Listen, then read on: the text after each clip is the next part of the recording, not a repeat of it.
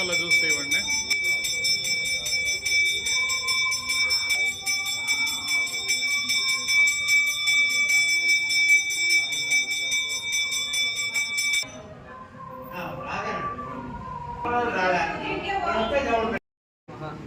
రామాయ రామభద్రాయ రామచంద్రాయ వేదసే రఘునాథాయ నాథాయ సీతాయ పతయ నమః.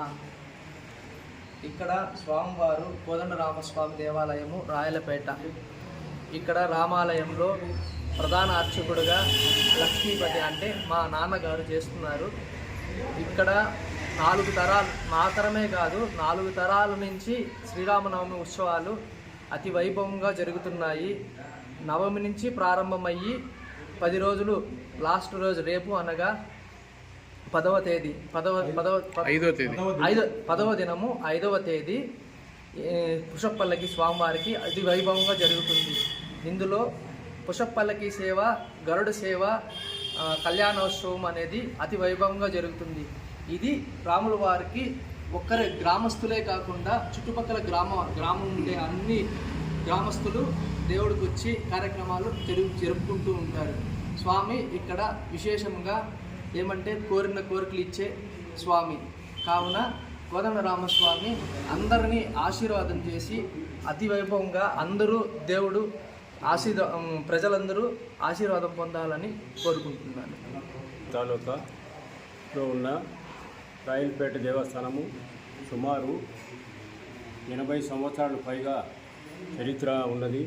అంతకుముందు చిన్న భజనగా ప్రారంభించింది. రాను రాను నిదానంగా పెద్ద దేవస్థానం అయ్యి ఇప్పుడు ఈ 80 సంవత్సరాలకు పైగా సుమారు దగ్గర 100, అంతకుముందు 20 సంవత్సరాలు చిన్న భజన మందిరిగా కావటమే తర్వాత దేవస్థానంగా రూపు చెందింది.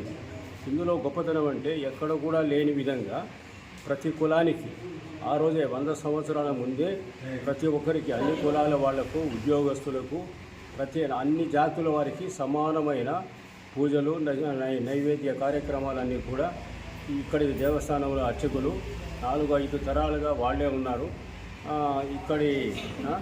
ఇక్కడి సెంటిమెంట్స్ ఏమంటే ఇక్కడ మొక్కొని వెళ్ళిన తర్వాత ఏది కూడా వారి కోరినట్లు అవుతున్నాయి. కాబట్టి ఈ 100 సంవత్సరాలు కూడా ఎక్కడ కూడా నిర్విఘ్నంగా ఉత్సవాలు జరుగుతున్నాయి. ముఖ్యంగా ఒకటి ఏమంటే ఇక్కడ ఉన్న 10 రోజులు నవంబర్ నుంచి ప్రారంభమై 11 రోజులు అంటే మొదటి ప్రారంభం నుంచి ముఖ్యమైనది కళ్యాణం కూడా గొప్పతనం ఏమంటే ఒక్క ఒంటిమిట్టలో ఏ విధంగా జరుగుతున్నదో పౌర్ణమి రోజు దేవస్థానం బయట సీతారాముల కళ్యాణం అతి వైభవంగా జరుగుతుంది.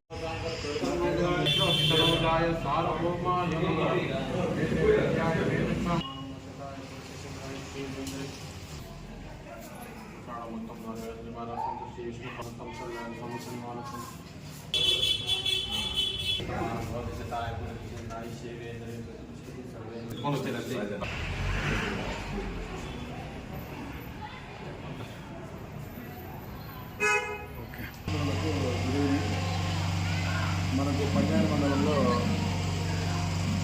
రాయలపేట అనేది ఒక పెద్ద గ్రామము. ఇందులో శ్రీరామనవమి సందర్భంగా శ్రీ రాములవారి టెంపుల్ యొక్క కార్యక్రమాలు సుమారుగా 10 రోజులు జరుగుతాయి. అందులో రేపటి రోజు 10వ రోజు చాలా ప్రాముఖ్యతగా ఉంది. పుష్పపల్లికి ప్రజలు కూడా దాదాపు 1000 నుంచి 1500 దాకా వస్తారు. మేము కూడా పోలీస్ తరఫున పటిష్ట బందోబస్తు ఏర్పాటు చేసి ప్రజలకు కూడా ఎలాంటి ఆటంకాలు కలగకపోతున్నట్లు ఈ ట్రాఫిక్ అయితేనేమి ఏదైనా ప్రజలు ఏదైనా అల్లం లేని చూస్తే ఖచ్చితంగా కఠినమైన